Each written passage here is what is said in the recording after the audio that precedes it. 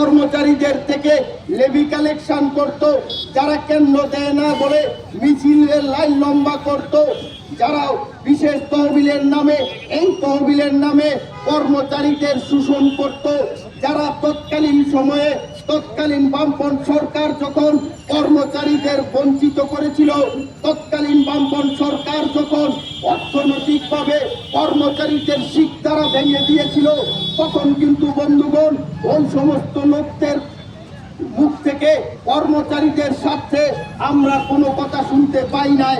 আজকে রাজ্যের কর্মচারীদের বিভ্রান্ত করার জন্য, রাজ্যের কর্মচারীদের ভুল পথে পরিচালিত করার জন্য ওই অংশটা যারা বিগত দিনে সিপিএম বা সিটুর হয়ে থাকতো, আজকে তারা কর্মচারীদের বিভ্রান্ত করার অপচেষ্টা করছে। তাই বন্ধুগণ, আমাদের এই সমস্ত অপচেষ্টার বিরুদ্ধে রুখে দাঁড়াতে হবে। সরকারের পাশে আমরা আছি, সরকারের সাথে আছি। কেন? কারণ এই সরকার যেহেতু আমাদের সাথে আছে, এই সরকার যেহেতু রাজ্যের সর্বস্তরের মানুষের কল্যাণকর চিন্তা ভাবনা নিয়ে কাজ করছে, তাই সরকারের পাশে থাকা আমাদের দায়িত্ব এবং কর্তব্য।